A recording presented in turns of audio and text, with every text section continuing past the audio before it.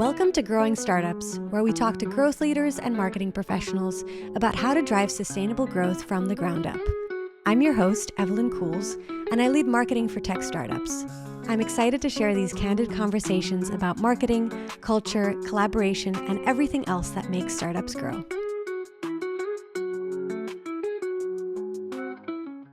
I'm really excited for today's guest. Her name is Esther Andries.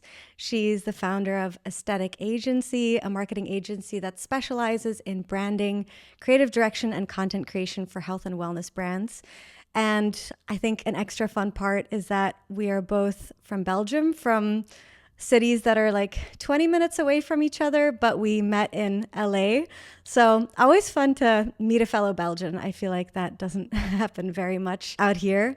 But before we get into it, I want to give you an opportunity, Esther, to give an overview of your background and what you do at Aesthetic Agency, and then we can get into the topics we have for today. Thanks, Evelyn, and thank you for that beautiful intro. It's a mouthful, but happy to be here today. Yeah, a little bit about myself and my background. I guess I'll start at the beginning of my career. So as you mentioned, I'm from Belgium as well. Lived in Antwerp, and when I was about 23 years old at the time, I was struggling with a lot of migraines. I'd been struggling with migraines since I ever was a teenager. Long story short, I was experimenting with a vegan diet on the side. And this was just as Instagram was coming up in Belgium. And it was sharing some recipes of, like smoothie bowls and acai bowls and avocado toast, things that were extremely new back then in Belgium. And I received so many questions about it. Like, what is this? Like, how do you make that? Where is this from? And so from that interest came the idea to open up Divers, which is basically, it was a healthy, all vegan breakfast and lunch bar. I opened it up in the city center of Antwerp, and I thought this was going to be like the most romantic thing ever. It's going to be small. I'm going to do this all by myself. I'm going to like make coffees and smoothies for my clients. But I had completely underestimated the power of Instagram. And so basically, I kind of built up the community even before opening up Divers. I was just treating my Instagram page as a blog and sharing these recipes. And then I kind of said, after months and months of posting, I was like, if you want to try out all the things you've seen on here, I'm opening up a little restaurant next week. This is a location.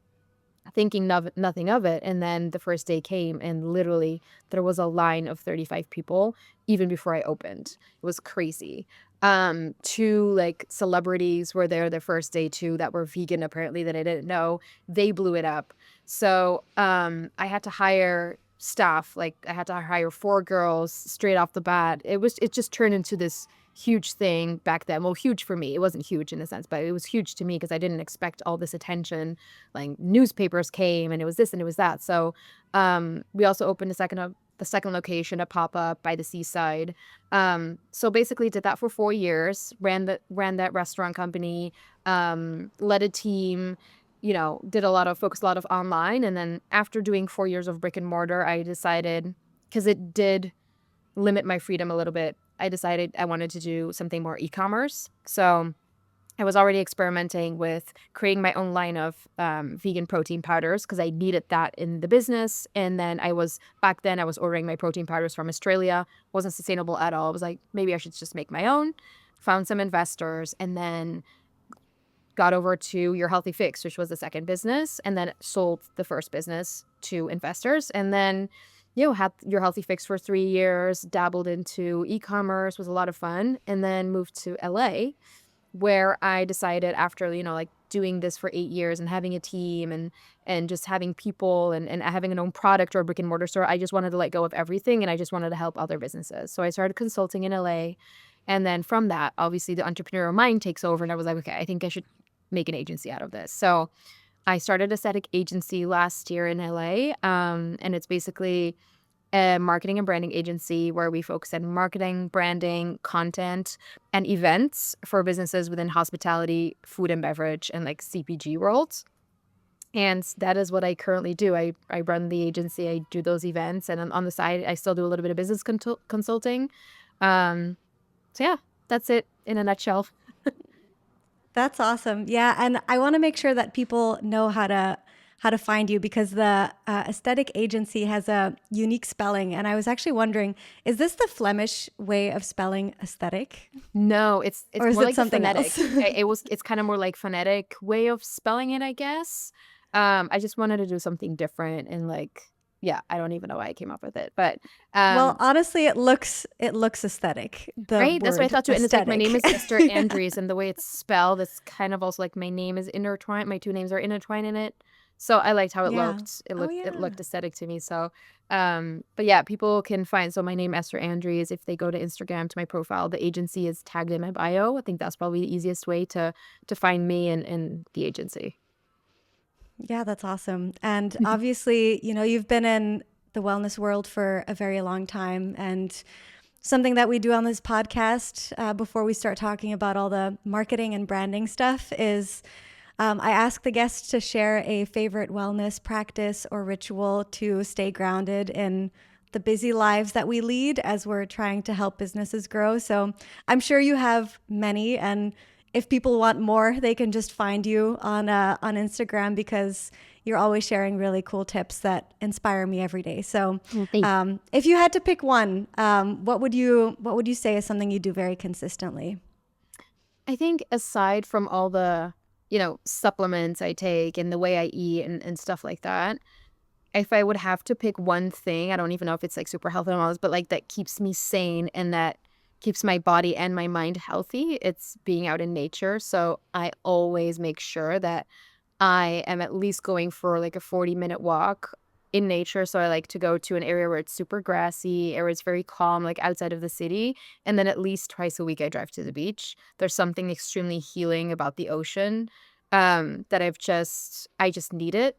And I think for me, that's probably my favorite. I don't even know if it's a health and wellness tip, but to me, it is because if I don't do it for a while, I really feel bad. And I noticed it when I visited Belgium this summer. I went there for 7 weeks, and there's a lot less nature there compared to LA. Like, we have the ocean here, and we have the desert and the mountains, and there's so much green here.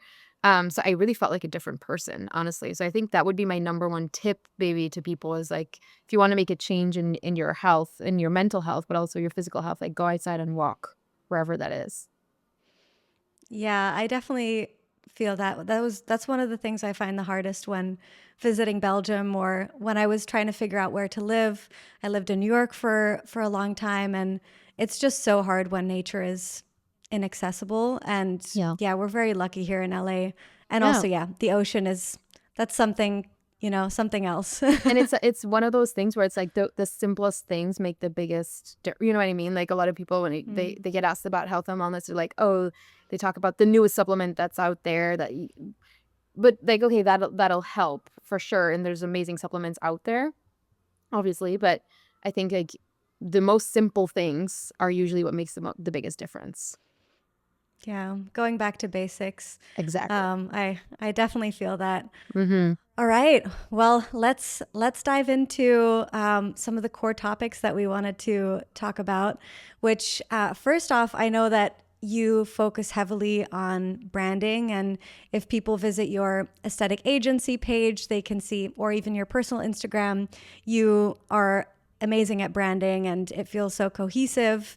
And I feel like focusing on brand and brand identity can sometimes be one of the later things that a lot of startups do Mhm. because they don't really know, is it worth investing in? At what point? So maybe we can start there with how important is brand identity in your opinion? I think it's very important. I think a lot of times I always say people usually don't buy a product or an item, they buy into a brand. Like strong brands out there, it's like, like obviously like Apple or Nike or whatever, like you buy into a brand. It's not necessarily because you love that item, it's you buying into a brand because you feel like you can trust the brand.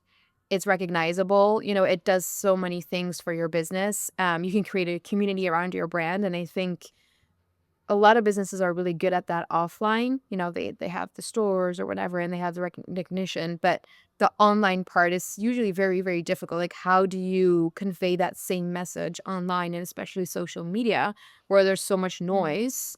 It's not easy to have a cohesive brand strategy. And so that's kind of like where I go in and help companies is like, okay, how can we make sure that you're reaching your target audience? Because again, there's so many eyeballs on the internet. You want to make sure that you're talking to your ideal customer, to your target audience, and everything matters. It's the visual aspect of it, but it's a tone of voice, it's the offers that you're making.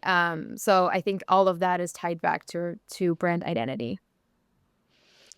Yeah, and what you said too, the cohesive part, I think can be really tricky, or it's something that even for me often falls as like one of the last things on my to-do list is there's so much other stuff that is a priority, and then, oh, okay, yeah, I have to update the description on LinkedIn to match the one on Instagram, or, these like really small things, but that actually make your brand feel very cohesive. So, yeah, I mean, you've talked about this before, right? Like, there's so many platforms that we have to be monitoring, and making sure that you have cohesion between those is super important.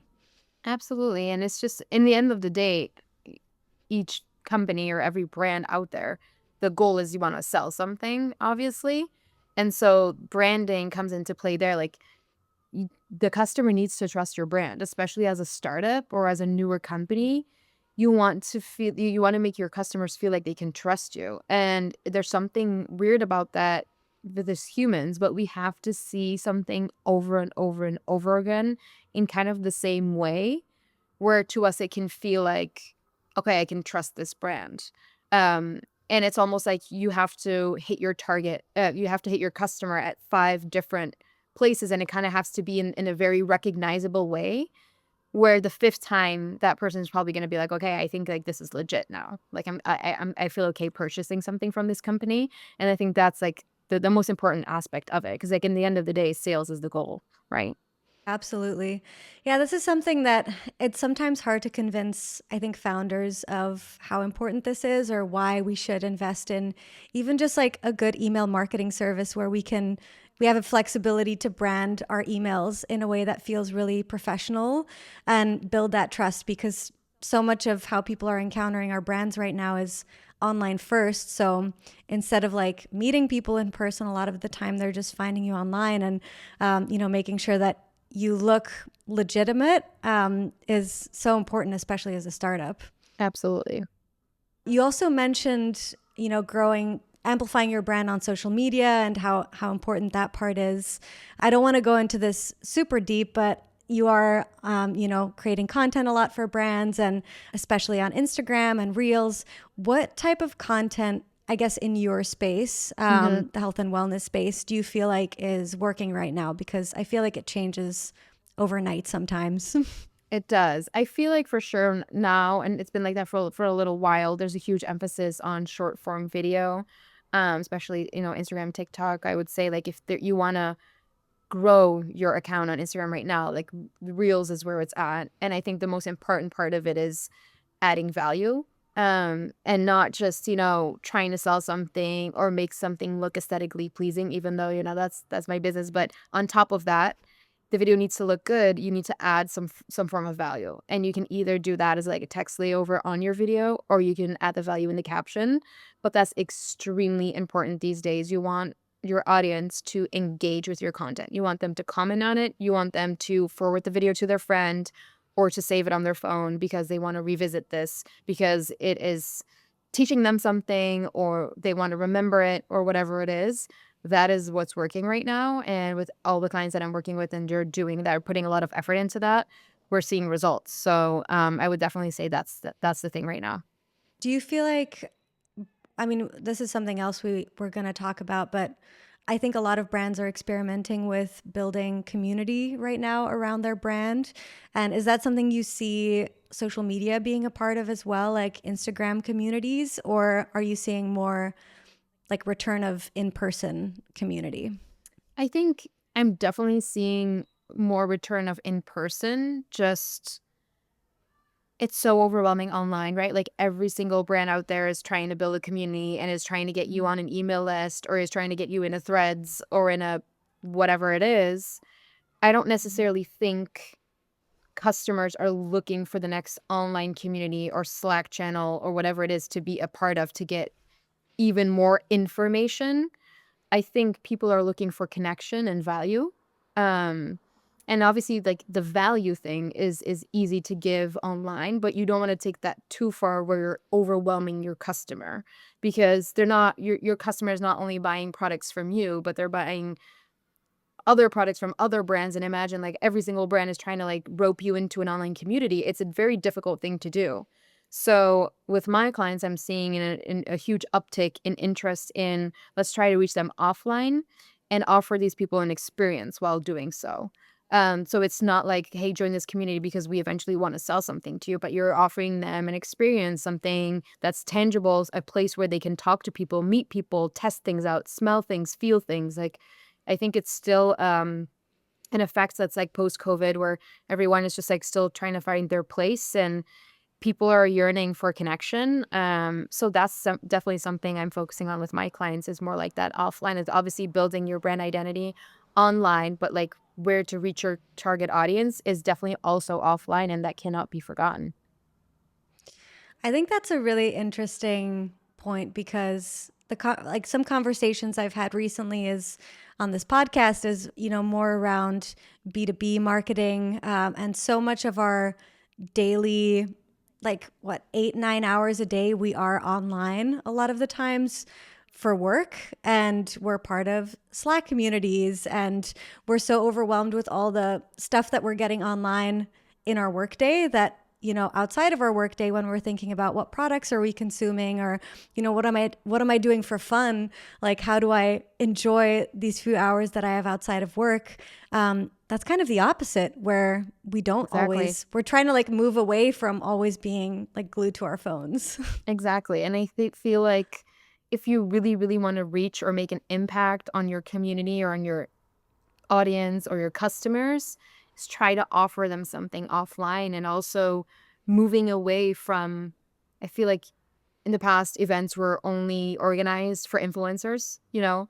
An event was organized and the only people that were invited were influencers because they then would get paid or whatever to post something about that brand online, and there we go, like the loop, that's kinda how it worked, and I feel there's so much value in organizing events for actually your customers, like your lifetime customers, the people that have been very loyal to your brand, like, invite them, give them an experience, like, bring them all together in one room, like, have them network, have them chat with each other. I think that's such an overlooked piece of the puzzle that has such a bigger effect or can have such a bigger effect, and obviously, it's everything needs to work together, right? Like, I'm all for, like, online presence and obviously a very strong, like, digital brand, online brand, but the offline part is becoming increasingly more important, I think. Yeah. And I know that the previous time we talked, you mentioned how you kind of created an organic community around Divers. Yep. So I'm wondering if you can kind of take us back there, and then also talk about your moving a lot of your own kind of work that you do offline as well with aesthetic connection. So how did those two kind of connect? Yeah, I think for me, like networking and then like communities in general has always been an important part of my life and is something that I've always enjoyed. I think with Divers, it happened very organically. Um, I really quickly gathered a pool of people in Divers that were very loyal customers. I had a lot of customers who would come in 3 times a week, if not daily, because they were just so hooked, and because it was the first vegan concept in Belgium, as it was the first concept that was completely gluten-free, lactose-free, refined sugar-free. So a lot of people with dietary restrictions at the time had nowhere to go, and all of a sudden they had this place to go. So, obviously, you build a relationship with those people if you're seeing them almost every day, and I was getting so many questions of like, "I kinda, like, wanna make this at home, like, how do I make this at home?" Or whatever it is, and I just came up with the idea, like, I think I should, like, start organizing workshops, just, like, share the knowledge, but also, like, do something for these people that are here every day, and so I started organizing workshops, stuff like that, and that is kind of, like, how the community started growing, and then obviously that was portrayed online as well. I think back then, I have to mention, it was so easy to grow on Instagram, if you just had, like, a aesthetically pleasing photo or dish, and everything at Divesh was very, the smoothie bowls were served in coconut bowls, and on all our lattes, we, like, did a little palm tree with cocoa powder, so everything was also is something I thought about, was, like, I wanna make sure that everything is very looks very nice because people are gonna wanna take pictures and post this on this new app, Instagram, and so I feel like the following, like, grew very, very fast. So, obviously, you're creating a community there, but then again, like, the offline part was really, like, the thing that I enjoyed the most because you were just able to share the knowledge, share the passion, and have all those people connect with each other, and then the same was for your healthy fix, everyone that was using the protein powders, the vegan protein powders, I know that they all obviously had an interest in working out or, healthy food, so we would collab with other brands and host a breakfast with, like, a yoga session afterwards, like, really trying to bring people together that have similar interests. Or something so powerful about that, and I think that's really something that can make or break a brand if you put effort into that yes or no, because that's the thing that people are gonna talk about, and it's something that is so organically done, and you're not paying people to post something about your brand online, because I feel like people these days, especially influencer work, like, there's still some great influencers out there, and I'm not saying that doesn't work anymore, it definitely still works, but I feel like also people are pretty fed up with it, and it's very you can tell when something is an ad or the influencer is paid to say this, or if it's organic, like, you still notice a difference. I think the brands that can do it in a very organic way are winning big time. How does that lead into? I mean, I attended one of your networking events a couple months ago, and I'm excited for your next one. But Yeah. I feel like that is also an organic community that you created in a way. It is. It's again, it's something that just comes, like, natural to me. I think moving abroad, I moved here from Belgium. A big focus point is getting to know people and making friends, and I feel, to me at least, in LA, that was an easy thing to do because I feel like a lot of people that are in LA are not from here. So they come here from different states in the United States or outside of the US, and they come here for a reason. They're coming here for work, or they're looking for a better life, or whatever it is. But a lot of people don't have family here. They don't have their friends from high school or whatever. Everyone's kind of like starting anew. So in that way, it was easier for me to connect with people because you have common ground immediately. You're like all going through the same process of trying to get a visa and struggling with it, and everyone's just really motivated and happy to be here. So I found it very easy to make a lot of contacts, and I've always put a lot of time and effort into that. And then, 2 years ago, I went through an extremely rough time. I went through divorce here in LA, which is obviously not easy to navigate through that without family. And I really recognized the power of community. I've always recognized it, but I've recognized it, I guess, more in my businesses than in my personal life. And this was the first time where I was like, wow, like, this has really, like, if I didn't have the women around me that I had then, I would have gone back to Belgium for sure. Like, those are the people that, made it worth for me to stay and stick it out and help me navigate through this time. And I don't know, it's something that I've always heard my whole life. Like, you just, you connect so easily with people. And, like, whenever I would have a birthday party, I think that's what sparked it too. Like, because I just meet people on random places. Like, I meet someone walking Kobe or in a workout or at an event or at a restaurant, whatever it is. So I feel like I knew all these people, but they didn't know each other. And then obviously when I celebrated my birthday, they all came together. And since I was the filter, obviously, for all those people, in some way or form, all these people had something in common. They're kind of similar in a way. And I got so much feedback after my birthday being like, wow, like, I met so many cool women at your birthday. And, like, now I'm friends with her, and, like, or I'm working with her. I was just like, "Oh my god, that's so cool."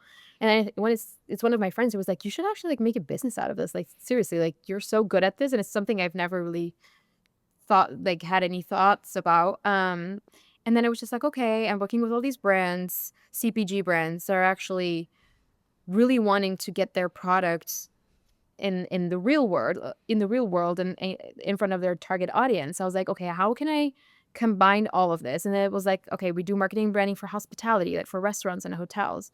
And I was like, "Hey, maybe if I bring all of that together, I invite all these women in to a restaurant or to a hotel, And then I have all the CPG brands there, and then people can network, they can discover new brands, the brands are getting visibility, the restaurants or the hotels are, benefiting from online visibility, they get a boost. So it kind of was like this thing was like, hey, kind of makes sense to do this. Didn't even think too much about it. Just organized my first one at Chamberlain Hotel in West Hollywood.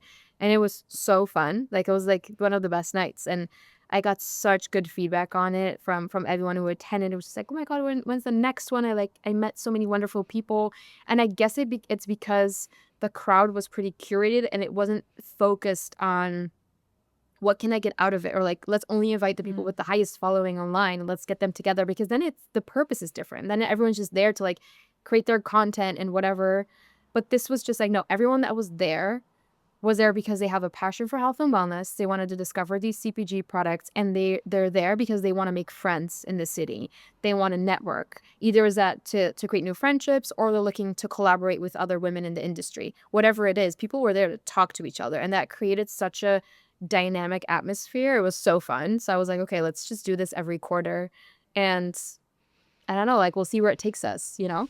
Super fun. And something that stood out to me from both of your stories, Diverse and Aesthetic Connections, is that it is very organic. Like you had all these signals before you even started making it more of an official thing, an official Mhm. community. So I guess if you're a brand that's thinking about, experimenting with community, probably in person more, like you suggest, what's a good place to start, or what do you recommend? Because obviously, you also said before, we're kind of inundated with so much information. Brands are trying to get all your time, and how do you not overload people with information and figure out what people actually want before Uh-huh. you start investing in like a big networking event, for example? Yeah. I don't necessarily think it has to be like a huge investment necessarily. I think you have to think about what does my target audience like, or what are they interested in, and what would they be happy with? Like what would make them happy? I think a good example of this is there's a supplement brand out there called Array, and they very often organize like these like hot girl walks, or just like like Array walks, or and they always collab with other brands. They're not doing this huge event at this fancy location and spend thousands of no, they're just getting their community together for a walk and a coffee. And it blew up. Like so many people go to these things just because again, like everyone that's there is probably interested in kind of the same thing, because they're all buying those supplements. If you were buying those supplements, you're probably into health and wellness. If you're into health and wellness, you're probably into moving your body, at fun locations like the beach or whatever. So you're gonna click with people there. So it could just be as simple as that. And I would say, to brands who are looking to start something is like, what do they enjoy? Like, what's your customer like persona? What do they enjoy? And how can you provide a space where everyone can come together and do that together? Um, doesn't matter, I think, how much budget you put behind it, it's the intention. That's such a fun idea. I would go on those walks for Right? sure. Yeah, exactly. So Yeah. it's so Yeah, smart. and it's It's so so smart. simple. Mhm. Yeah, very smart. Yeah. Okay, so I kind of want to bring it back to, you said in the beginning, in the end, with branding, also with community, you're still trying to sell something, right?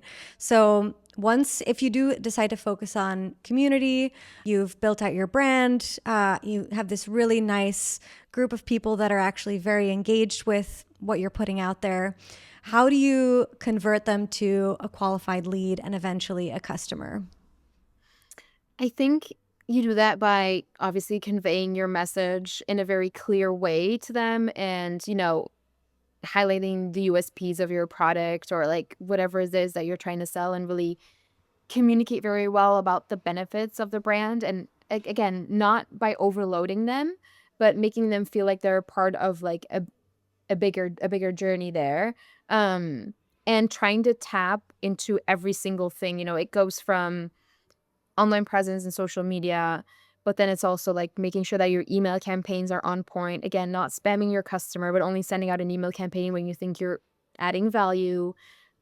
Hitting those online community events where you interact with your customers. Also, don't forget to like ask feedback from your customers. I think that's a very important part too. And that can also be done online is send out surveys to your customers. Give them something in return for answering that survey. Like what do they like? What do they don't like? What are they missing? What do they want to see more of? What's a product that they would really enjoy buying from you that they maybe seen from another brand but that they don't trust that they would love to buy from you?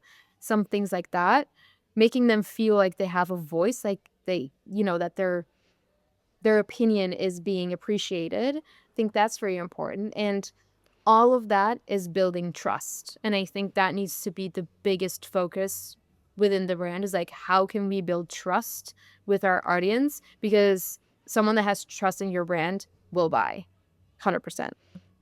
I was also, as you were talking, thinking about, other ways to build trust, like freebies or downloads, all that kind of like content. There's a big discussion around what should be gated versus ungated content. But I feel like if you are giving something super valuable, it makes sense that someone puts in their email and you can really use it for lead generation. But I'm really curious, I guess, in your space, how companies are using that kind of content and if you think it's something that people should think about.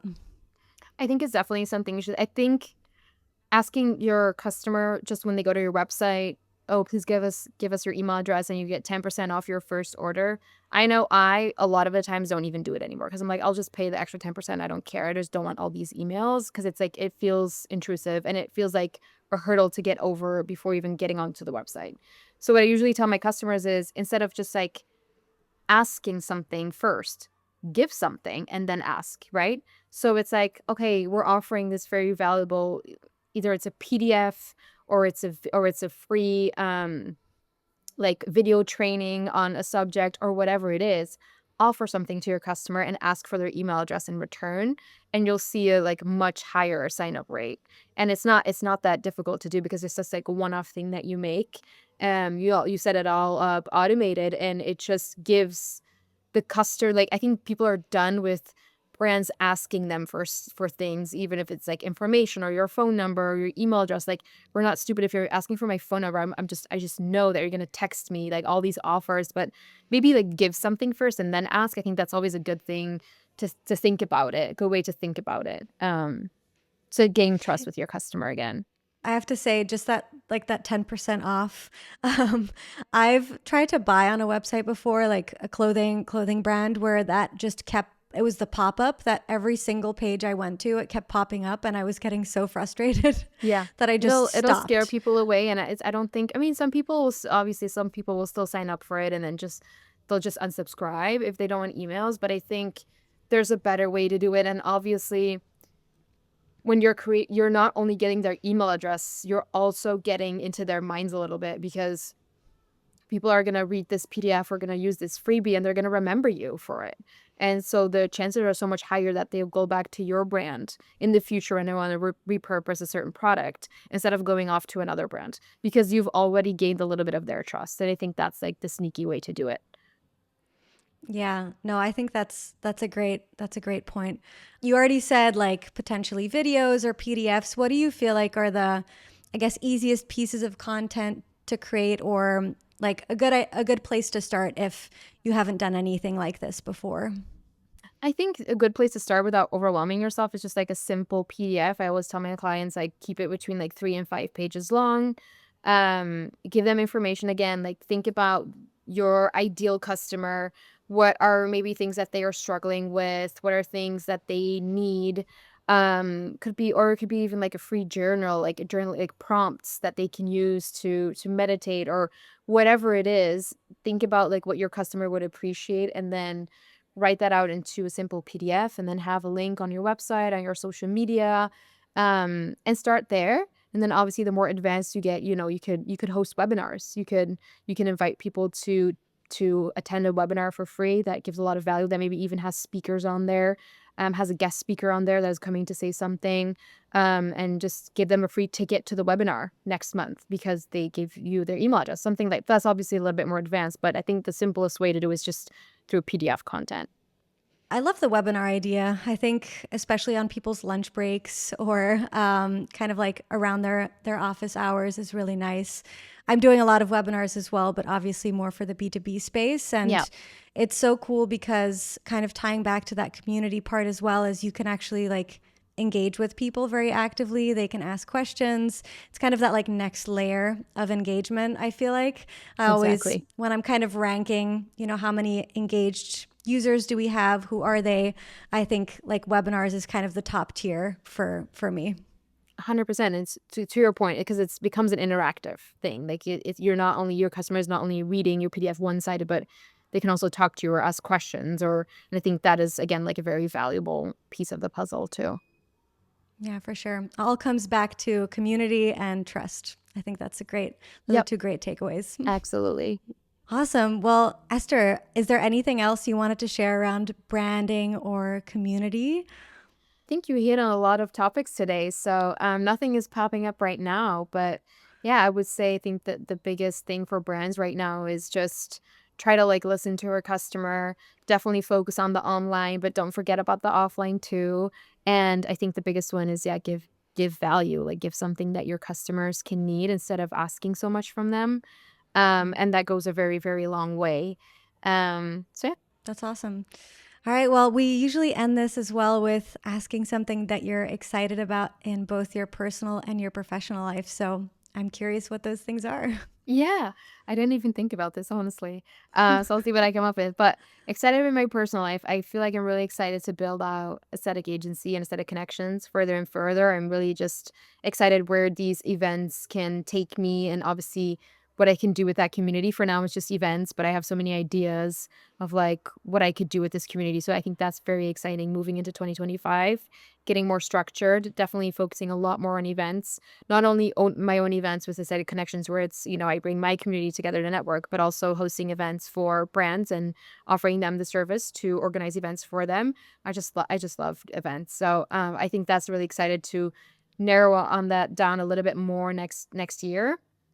I guess that's, like, in business, and then in private life, it's just, like, enjoying LA, and, I left this summer for 2 months to kind of figure out, after living in the US for 3.5 years, I was just, like came to a crossroads where I was like, "I don't know, like, do I wanna stay here long term? Do I wanna live in Belgium?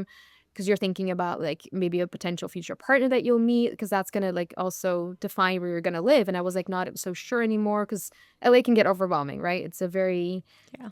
It's a lovely city to live in, but it's very overwhelming, like, things are always moving. It's really expensive, there's a lot of pressure here. So I think I needed to leave for a little bit to figure out, like, where am I gonna go, and I got such a clear answer when I was in Belgium. It was so crystal clear to me that, the US is where I wanna be right now, and especially for the first coming years, not even for my business, but also for my personal life. So I'm just really excited because now I feel like I know where I wanna go, I know what I want, and it's being here, living my best life here. So I'm just really excited what that is going to bring me. I love that. And Yeah. as a fellow LA Belgian, I'm behind your choice. Thanks. Yeah, and now I'm like, "Why were they even doubting it?" But, you just LA is a place you have to leave it sometimes, and I just That's hadn't for gotten sure. out in too long, so it was needed, a little break.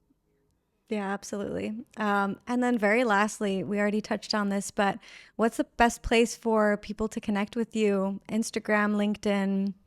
I would say, yeah, LinkedIn, is a good place. I check that for sure every day, more for, like, professional purposes, but then obviously I think Instagram, my personal page, Esther.Andries is a good place to find me and connect and have a chat, and I would DM me if there's any questions or if you wanna collaborate, you can always find me there, and then that's linked to my aesthetic agency page as well, so Awesome. Well, Esther, thank you so much for this great conversation. I think there was a lot for people to take away, and I definitely learned new things. So thank you so much for being here. And yeah, we'll talk to you all in the next one. thank you so much. I appreciate it.